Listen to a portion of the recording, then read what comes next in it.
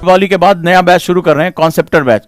लोगों ने मुझसे पूछा ये क्या बात हुई यार, 12th के बाद तुम आईएएस की तैयारी करा रहे हो। बहुत से लोगों ने मेरा विरोध किया, लेकिन साइकोलॉजी वो नहीं समझ पा रहे हैं कि जब वो आता है स्टूडेंट और उसका बेस कमजोर होता है और उसको 1 साल की क्लास में बिठा दिया जाता है, और वो जब उसके कमरे में उसकी घड़ी की सुइयां जब टक टक करती, अरे यार आधा साल बीत गया, अभी तो मेरा 1/4 कोर्स नहीं हुआ, अभी ये पढ़ना है, मेरा बेस वीक है, मुझे इंग्लिश भी सीखनी है, तो फिर वो करता 3 ही साल तैयारी है। तुम जाके देख लो, फर्स्ट अटेम्प्ट फेल। लेकिन तब क्या होता है, जब आप कॉलेज में तैयारी करते हो कोई तुमसे पूछता नहीं है कि बेटा तुम्हारा फर्स्ट अटेम्प्ट सेकंड, बोले तो आप बेसिक तैयारी करते हो। लेकिन जिस दिन आपने फर्स्ट अटेम्प्ट दे दिया, समाज आपको ऐसे घूर घूर के देखता है, अच्छा प्री दिया था तुमने, हुआ क्यों नहीं, नहीं हुआ, ओहो। तो जब ये चिच्चे चिच्चे करते हैं ना वो, तो ऐसे ना यहां लगती है, यहां नहीं आती है, यहां लगती है।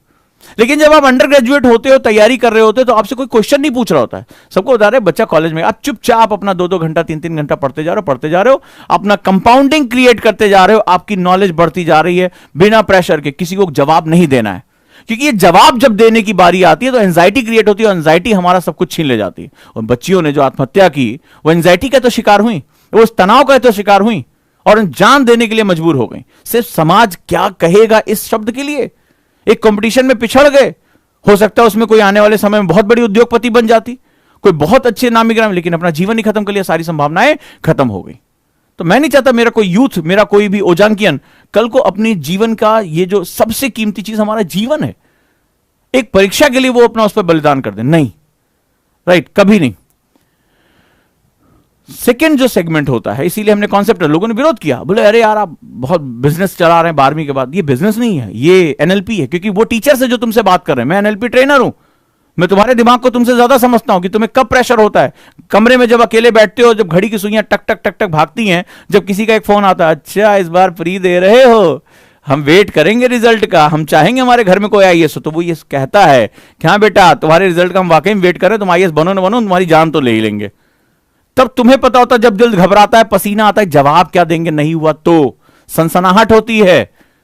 उस समय दर्द कोई नहीं जानता, उस समय ये ज्ञान देने वाले दर्द नहीं जानते, उस समय वो दर्द को समझने वाला ही उस दर्द को जानता है कि उस कमरे में घबराहट कैसे होती है। जब पैर जमीन पे नहीं रखे जाते, ऐसे कांपते हैं कि क्या होगा अगर मेरा प्री नहीं निकला, पापा जी को, बाबू जी से हम कैसे फेस करेंगे, तब वो आपको पता चलता है कि वाकई में पेन क्या होता है। इसीलिए उस पेन से पहले ही मैं कोशिश करता हूं कि आप इंजॉय करो। हम रीडिंग करते हैं, हम लर्निंग करते ही नहीं है, और यूपीएससी लर्निंग करने वालों का, सीखो कि क्या है, मेरे भारत को जानो, मेरे कल्चर को जानो, मेरे जो है वो देश को जानो, उसकी समस्याओं को जानो, क्योंकि तुम ब्यूरोक्रेसी का पार्ट बनने जा रहे हो, तुम्हें इन समस्याओं का समाधान निकालना है।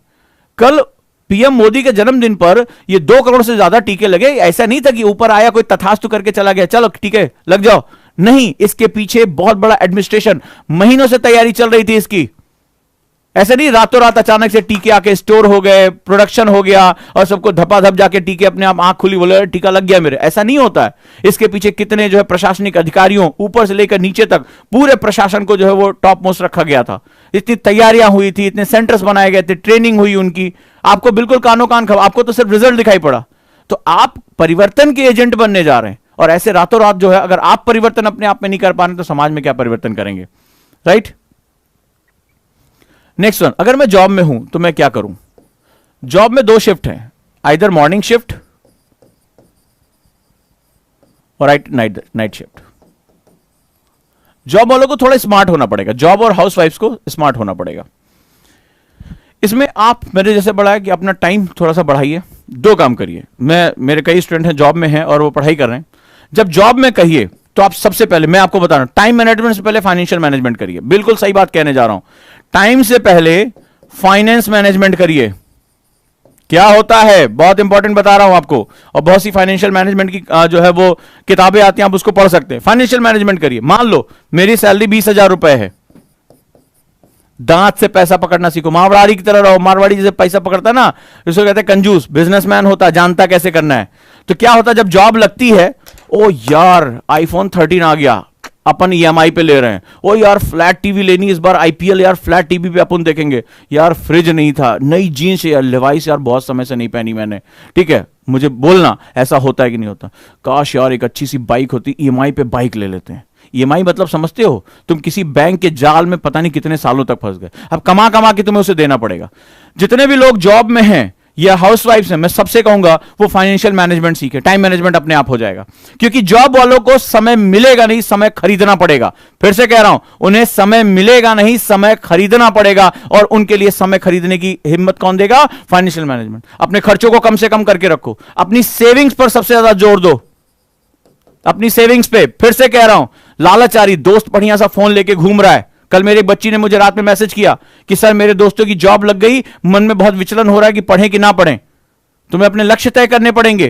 कोई भी चीज याद रखिएगा, आहुति मांगती है, बलि मांगती है। जब क्या हुआ था, जब हमें आजादी चाहिए थी और जब सुभाष चंद्र बोस ने कहा कि तुम मुझे खून दो, मैं तुम्हें आजादी दूंगा। क्या हुआ जब भगत सिंह ने जो है वो उस जलती हुई अगरबत्ती मोमबत्ती के आगे अपना हाथ रखा और कहा कि मैं अपने प्राणों की आहुति दे दूंगा, लेकिन भारत माता को मुझे आजाद कराना है। तो कोई भी चीज आहुति मांगती है, बलिदान मांगती है। अगर तुमने लक्ष्य बड़े से देखे, प्रोग्रेस देखो कि आज अगर उनकी 15-20 हजार की जॉब लग गई, 4 साल बाद वो कहां होंगे?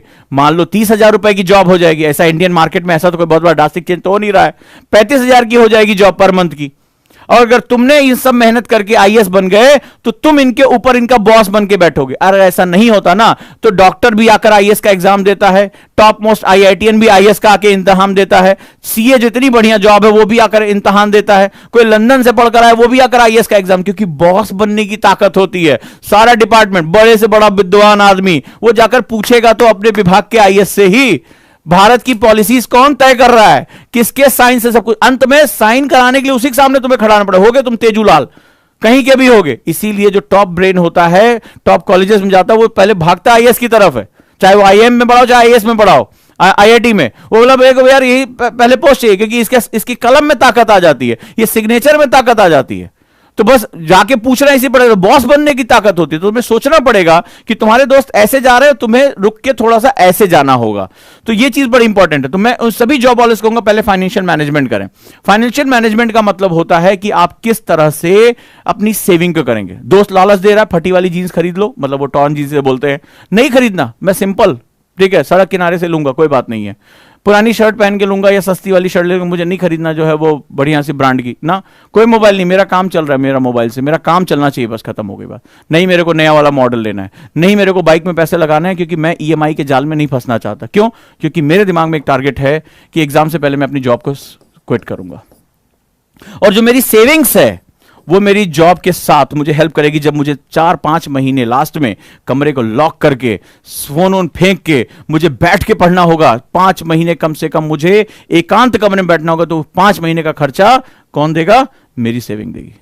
तो सबसे पहले टाइम मैनेजमेंट से करने से पहले अपनी फाइनेंशियल मैनेजमेंट करना शुरू कर दो और सेविंग करो, पैसा बचाओ। लास्ट में जॉब को क्विट करो और 5-6 महीने अपने कमरे में बंद हो, लेकिन तुम्हें किसी से पैसा मांगने की जरूरत नहीं, किसी के ताने सुनने, किसी के एहसान लेने की जरूरत नहीं है। अपने ही सेविंग से, अपने ही पैसे से तुम अपनी पढ़ाई को करो। तो इस दौरान जितने भी लोग जॉब में हैं और पढ़ाई कर रहे हैं, वो अपना 3 से 4 घंटा निकालें, अपने दोस्तों के साथ कैंटीन में बैठ के एंजॉय करने के बजाय ऑडियो बुक सुने, तमाम तरह की चीजें करें, बट साथ साथ अपना फाइनेंशियल मैनेजमेंट करें। कल को आपको समय खरीदना पड़ेगा, और समय खरीदोगे पैसा देकर, समय खरीदोगे पैसा देकर, याद रखना। दूसरा, समय मैनेजमेंट और कौन नहीं कर पा रहा है? मैं कुछ बच्चों से मिला, बात किया, उन्होंने मुझसे 2 साल पहले कहा, सर मैं आईएएस की तैयारी करना चाहता हूं। फिर कुछ बात आ गई, छोटी मोटी, ज्यादा बड़ी दिक्कत नहीं थी, 1 साल और टाल दिया, फिर 1 साल और टाल दिया। अब जब सब कोई, उनके साथ वाले आगे निकल गए, उनको दिक्कत है, तो उन्होंने डिसीजन लेना शुरू। सर मुझे आईएएस की तैयारी करनी, सर मुझे 2022 में आईएएस टॉप करना है, सर मुझे बहुत अच्छा लगे। अरे क्या बात कर रहे हो तुम 2 साल से एक निर्णय नहीं ले पाए, एक निर्णय नहीं ले पाए। और कोई बहुत बड़ी ऐसा नहीं कि जो धरती इधर से उधर हो गई, बड़े बड़े भूकंप आ गए, कुछ नहीं हुआ था। उन्होंने जब लास्ट में उन्होंने कन्फेस किया कि सर वो कॉलेज में सभी दोस्त मस्ती कर रहे थे, सभी एंजॉय कर रहे थे, मुझे लगा मैं पढ़ाई में फंस जाऊंगा तो कहीं मेरी दोस्ती ना छूट जाए। कॉलेज का टाइम सर पिक्चरों में दिखाते हैं, ये उन्होंने कन्फेस किया मेरे से। कॉलेज का टाइम बहुत ही लग्जरी टाइम होता है, ये जिंदगी में दोबारा कभी नहीं आता। तो मैंने कहा यार सिलेक्शन का टाइम भी इसी समय होता है, ये भी दोबारा जिंदगी में नहीं आता। तो दूसरी एक बात याद रखिएगा, ज्यादातर मैंने देखा है टाइम मैनेजमेंट इसलिए नहीं हो पाता, ये बहुत क्रूअल सच है, आप सही समय पर निर्णय नहीं कर पाते। कि when you start your preparation, when you start giving your life in a direction, एक निर्णय कब, तुम्हें एक दिशा कब देनी अपने जीवन में। और ये ज्यादातर लोगों की दिक्कत है, आप इस बात को एनालाइज करके देखिएगा, ज्यादातर लोगों की ये दिक्कत है कि हम सही समय पर निर्णय ले पाते, और छोटे मोटे लालच, इस साल भाई की शादी है, पहले वो निपट जाए, फिर मैं, मेरे से बच्चों ने कहा सर वो भाई की शादी, बहन की शादी आ रही है सर, पापा कह रहे थे वो निपट जाए, उसके बाद जो है तुम तैयारी शुरू कर देना, कौन तुम्हें मना कर रहा है। ठीक है, तो बहन की शादी के बाद पता चला कजिन की भी शादी आ गई, तो तुम सब शादी निपटा लो तुम, ठीक है, इवेंट मैनेजर बन जाओ, एक दिन तुम्हें यही परिवार वाले निपटा भी देंगे कई बार इस तरह से। बाद में कहेंगे अरे यार ये गधा है, दिन भर बैठ के तो जो है वो हमारी छाती पे मूंग तलता रहता है, रोटी खाता रहता है। तो पता है ना, जब थाली में जब रोटी फेंकी जाती है और जब ताने उसके साथ दिए जाते हैं, घी के साथ ताने भी जब मिलते हैं, तब वो जो है वो निवाला पता नहीं क्यों गले के नीचे उतरता नहीं है। जब टिन्न से कोई बोल देता है कि सब्जी वब्जी तो इन्हें लाना नहीं है, इन्हें खाली खाना है, घर में कहां से रोटी सब्जी आ रही, इन्हें कहां पता है। सुना तो होगा कहीं ना कहीं, या किसी ना किसी ने तो सुना ही होगा। और जब ये बोला जाता है ना, तो या तो आप थाली ऐसे पटक के उड़ जाते हैं, और या जो है दांत पीस के निवाले को ऐसा पीसते हैं जैसे अपना सारा अपमान आज पी के खत्म जाएंगे। तो क्यों इस तरह के समय को आने देना, निर्णय समय पे ले। सबसे बड़ी बात टाइम मैनेजमेंट में सबसे बड़ा, आप दूसरों को दोष देते हैं, अरे सर वैसा वैसा, आपने निर्णय लेने में देरी की, आपने डिसीजन, आप छोटी छोटी चीजों से घबरा कर बैठ गए। तो जीवन अगर आपका है, तो अगर आप सपने आप देख रहे हैं साहब, आपका सपना लबासना, किसी ने आपकी आंखों में घुसेड़ा थोड़े ना, कोई आई ड्रॉप भी नहीं आता, लबासना आई ड्रॉप, कि आपकी आंखों में ऐसे पड़ा और आपकी आंखों में ऐसे लबासना के लेंस आ गए, ये आपने तय किया था। तो जब आपने सपना देखा है, तो एटलीस्ट आप उसकी कीमत तो चुकाने को तैयार रहो। और निर्णय नहीं सही समय पे ले पा रहे हो, तो तुम यहां नहीं निर्णय ले पा रहे हो, कल को बांध टूट रहा होगा, डीएम हो तुम सोचोगे अरे यार सोच रहे कि बनवाए कि ना बनवाए, पता चलो उधर 150-200 आदमी मर गए, पता चला इधर कोई डिजास्टर आया हुआ है, आप सोच रहे यार करें कि ना करें, सुबह सुबह कौन उठ के जाए, पता चला उधर में कई जो है 100 लोग निपट गए तुम्हारे चक्कर में। तो भैया ना जाना यूपीएससी में, क्योंकि ये सही समय पर सही निर्णय लेने की प्रक्रिया है। ठीक है, पता चला तुम्हारे चक्कर में भारत की आबादी जो है कम होनी शुरू हो गई। तो दूसरा जो होता है डिसीजन लेना, और टाइमली डिसीजन लेना एक बड़ा इंपॉर्टेंट सेगमेंट होता है। जैसे मान लो मैं 20 तारीख से एक बैच शुरू कर रहा हूं, 20 सितंबर से, ये मेंस का बैच है, मुख्य परीक्षा, ठीक है, मेंस 2022। अब जरा मजेदार बात देखना इसमें, और इस बार मैं बहुत यूनिक तरीके से, बहुत ही अलग तरीके से पढ़ा रहा हूं। इसमें मैं क्वेश्चन आंसर बेस पे, यानी कि पूरे सिलेबस को मैंने क्वेश्चन आंसर बेस के साथ जोड़ दिया है। क्वेश्चन एंड आंसर, यानी एक टॉपिक पे कितने तरह के यूपीएससी क्वेश्चन बनाता है, कितने डायमेंशन, यानी कॉन्सेप्ट और आंसर राइटिंग दोनों एक साथ। आपका बहुत समय भी बचेगा और बहुत क्वालिटी जनरेट होगी। लेकिन मजेदार बात देखो, इसकी घोषणा मैंने लगभग 1 महीने पहले कर दी थी। अब कई लोग फोन करते हैं, सर वो सोच रहे थे ना 2022 तो सर देना है, लेकिन अभी ना वो पापा कह रहे थे कि वो पितृपक्ष निकल जाए, वो नवरात्रों में ना शुरू करना, अक्टूबर में। अच्छा, मैं क्लास शुरू कर रहा हूं सितंबर में। वो कह रहे थे ना कि दीपावली छठ सब निकल जाए फिर शुरू करना। अच्छा, यूपीएससी तुम्हारा बैठ के वेट करेगा, अरे इनकी छठ हुई कि नहीं हुई, चलो भाई इनकी छठ हो गई तो आ जाओ आ जाओ, इनको जो है वो हम इनको एडमिशन कराते हैं, इनका जो सेगमेंट देते हैं। तो कई बार क्या होता है कि आप डिसीजन लेने में देरी करते हैं। फिर कैसे, जैसे बहुत से बच्चे, अब एक स्टूडेंट आया कल, तो वो देर से उसने एडमिशन लिया, सर वो 5 लेक्चर निकल गए सर, वो कैसे हम पकड़े, समझ में नहीं आ रहा, आप सर बहुत हल्का हल्का पढ़ा रहे हैं। मैंने कहा अरे चाचा इतना गहराई में पढ़ा दिया, 4th क्लास में मेंस का क्वेश्चन तुम्हें करा दिया, अब तुम्हें किस इससे ज्यादा गहराई में कहां, तो गड्ढा खोद के पढ़ाया जा सकता है अंदर कुएं में बैठ के। हाँ सुनो भाई, हिस्ट्री ऐसी होती है। पता क्या चला, साहब ने लेक्चर ही नहीं देखे, घबराहट के मारे। तो बिना लेक्चर देखे तुम्हें कैसे पता चलेगा कि तुम्हें क्या करना है। तो इसीलिए अगला जो सेगमेंट होता है, डिसीजन हमेशा टाइम पे लेना, नहीं तो दूसरों को दोष देते रहोगे। और जब हम दूसरों को दोष देते हैं ना, ऐसे ना वो देखो गलत है, तो हमें पता नहीं होता, बाकी उंगलियां हमारी तरफ इशारा करिए, अबे तू ज्यादा गलत है। हम दूसरे को बोलते हैं अरे वो कोचिंग ठीक नहीं थी, वो टीचर ठीक नहीं था, वो हालात ठीक नहीं थे, राहु केतु ठीक नहीं था, पापा ने सही समय पर डिसीजन नहीं लेने दिया। तो ये बाकी की 3 उंगलियां कहते हैं चाचा अपनी तरफ देखो जरा, तो ये देखो ये तुम्हारी तरफ कह रही कि तुम ज्यादा गलत थे, डिसीजन तुम्हारा था। तुम्हारे पिताजी ने नहीं कहा कि चल आंख खोल ले लबासना का सपना, ये तुमने कहा था कि पापा मुझे लबासना जाना है। So take your decision on time. और मैंने देखा है हर बैच में ये होता है कि कई स्टूडेंट पहले बात करते हैं, उनका डाटा मेरे पास रिकॉर्ड होता है कि साहब 4 महीने पहले पूछा है, बोला अभी हम बताते हैं, पापा से पूछ के बताते। सबसे ज्यादा बच्चे ही कहते हैं ठीक है, सपना तुमने देखा है, पापा से पूछ के तुम बताओगे। और फिर उसके बाद 4 महीने बाद जब आते हैं तो सर वो कुछ काम पड़ गया था इसलिए हम लेट हो गए। ऐसा नहीं कि सभी का कारण बहाना हो सकता है, लेकिन ज्यादातर मैंने देखा है कि हम में से ज्यादातर लोग निर्णय लेने की प्रक्रिया में जल्दी शामिल नहीं होना चाहते, क्योंकि निर्णय के साथ जिम्मेदारी आती है, रिस्पॉन्सिबिलिटी। जो डिसीजन लेता है उसकी रिस्पॉन्सिबिलिटी होती है। और हमारे अंदर लीडरशिप क्वालिटी नहीं होती ज्यादातर लोगों में, तो हम रिस्पॉन्सिबिलिटी से घबराते हैं। जैसे एक टीम का कैप्टन, अगर टीम हार गई, विराट कोहली का अगर टीम हार गई, जब जीत रहे थे शतक मार रहे थे, दुनिया अरे विराट कोहली लीजेंड है, जब हारी तो जिम्मेदारी लेनी पड़ेगी ना। तो लीडर हमेशा जिम्मेदारी लेता है, और हम इसलिए निर्णय नहीं लेना चाहते कि जिम्मेदारी हमारे सर पे गिर जाएगी, अरे तुमने गलत किया, आईएएस की तैयारी करके फेल हो गए तो क्या होगा, पता नहीं हमारा जीवन ना खराब हो जाए। तो डिसीजन लेना सबसे इंपॉर्टेंट काम होता है। उम्मीद करता हूं कि आज की क्लास से आपकी कुछ समस्या का समाधान निकला होगा, और उम्मीद करूंगा हम लोग अपने सफर को, अगर जाना है तो मेंस से अगर 2022 की तैयारी करनी तो अब इससे ज्यादा लेट मत करना, नहीं तो बाद में आके हमारे सर पे बैठोगे बोले अरे सर आपने तो कहा था ये कोर्स खत्म हो जाएगा। भैया कोर्स तो खत्म हो जाएगा, तुम भी साथ साथ ही और इन दोनों पे काम करिए। अपने एक हफ्ते तक जज करिए कि आपके जीवन का एक दिन कैसा है। क्लियर है? कॉलेज के साथ भी सेम, 3 से, मैंने अभी आपको बताया 2 से 3 घंटे कहां रहता है दिमाग, ठीक है, वो भी आप ध्यान से रखिए। तो 2 से 3 घंटे आपको निकालने हैं। कॉलेज की कैंटीन में समय मिले, लंच में समय मिले, कोई पीरियड फ्री है, आप जाइए न्यूज़पेपर पढ़िए, लाइब्रेरी का यूटिलाइजेशन करिए, जहां कभी कभी आप नहीं जाते हैं, ठीक है, वहां जाना शुरू करिए धीरे धीरे, और जुड़े रहिए। जो 20 से मैं मेंस का बैच शुरू कर रहा हूं, बहुत ही यूनिक बैच है, और आंसर राइटिंग में तो खैर आप लोग जुड़े हुए हैं, पावर राइटिंग अब उसका नाम है। आपने लोगों ने इतना प्यार दिया, अगर अभी भी नहीं जुड़ पाए तो उसके साथ भी आप जुड़ते रहें, कि पिताजी ही पैसा देंगे ना, ठीक है, पिताजी पैसा देंगे, तुम पिताजी को विश्वास दिला पाए, तुम्हें उनको विश्वास देना होगा तब वो तुम्हें पैसा देंगे। ये दुनिया इकोनॉमिक्स चलती है। अभी इन्होंने सज्जन ने पूछा पिताजी ही पैसा देंगे ना, उनसे तो पूछना ही पड़ेगा।